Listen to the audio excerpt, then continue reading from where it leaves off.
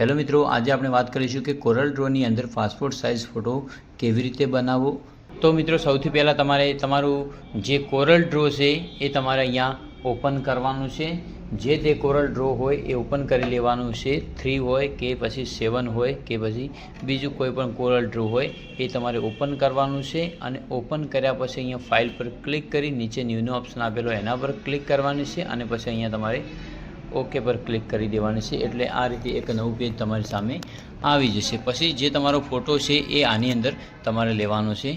જે ફોટોની તમે passport copy બનાવવા માગો છો એ ફોટો તમારે આની અંદર લેવાનો છે।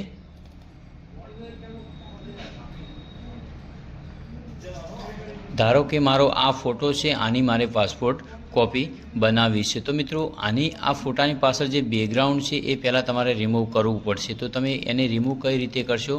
તો રિમૂવ કરવા માટે તમારે ગૂગલ ક્રોમ ઓપન કરવાનું છે અને અહીંયા સર્ચ બારમાં તમારે AI remove background pixel cut તમારે સર્ચ કરવાનું છે। પછી જે ફર્સ્ટમાં એની જે લિંક છે એના પર તમારે ક્લિક કરવાની છે।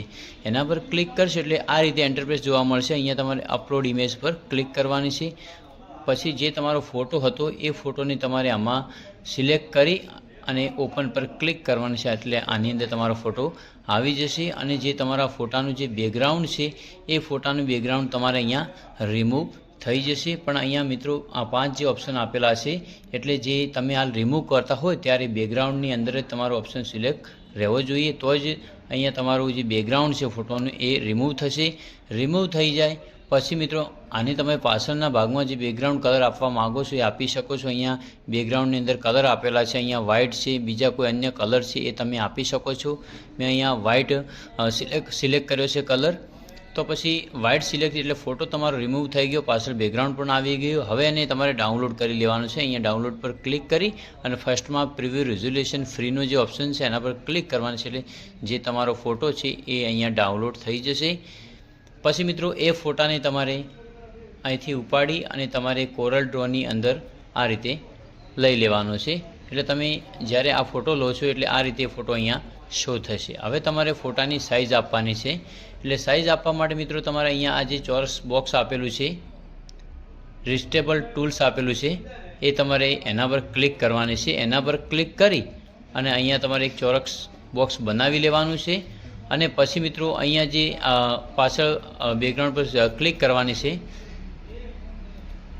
ક્લિક કરી અને અહીંયા જે યુનિટની અંદર મિલીમીટર કરેલું છે એની જગ્યાએ તમારે ઇંચનો ઓપ્શન સિલેક્ટ કરી અને પછી આ બેકગ્રાઉન્ડ પર ક્લિક કરવાની છે। આની સાઇઝ તમારે 1.3 અને 1.7 એમ તમારે આની સાઇઝ આપી દેવાની છે। એટલે આ જે સાઇઝ છે એ પાસપોર્ટ સાઇઝ ફોટાની સાઇઝ છે।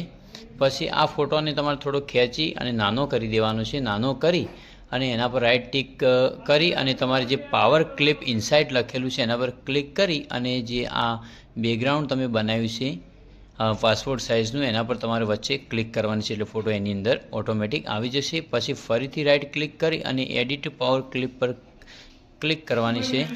મિત્રો ફોટો આની અંદર આવી જાય પછી આ ફોટાને તમારે જે સાઇઝ આપેલી હતી પાસપોર્ટ સાઇઝ ફોટાની એ પ્રમાણે તમારે અહીંયા ફોટો રાખી દેવાનો છે। તમારે તમારી રીતે જ ફોટો આની અંદર રાખી લેવાનો છે। પછી ફોટો રાખ્યા પછી અહીંયા રાઇટ ક્લિક કરી અને પછી ફિનિશ એડિટિંગ ધીસ લેવલ પર તમારે ક્લિક કરવાની છે। એટલે જે પાસપોર્ટ ફોટાની જે સાઇઝ છે એ પાસપોર્ટ ફોટાની સાઇઝ આ રીતે તમારે બની જશે। આ રીતે પાસપોર્ટ ફોટો આની અંદર બની જશે। હવે મિત્રો તમારે આની અંદર 32 કોપી કરવી હોય તો તમારે આ ફોટા પર ફોટો સિલેક્ટ કરી અને જે કીબોર્ડની અંદર પ્લસનો આઇકન છે એ પ્લસનો આઇકન દબાવી દેવાનો છે।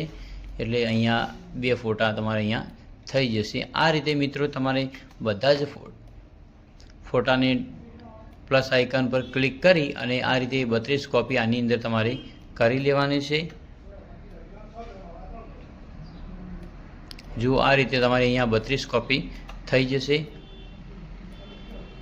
તો મિત્રો આ રીતે તમે જે તમારું કોરલ ડ્રો છે એની અંદર તમે પાસપોર્ટ કોપી બનાવી શકો છો। વિડીયોમાં આટલું જ। અને મિત્રો જો વિડીયો મારો પસંદ આવ્યો હોય તો ચેનલને સબસ્ક્રાઈબ કરજો અને વિડીયોને વધુમાં વધુ શેર કરવા વિનંતી। જય હિન્દ, જય ભારત।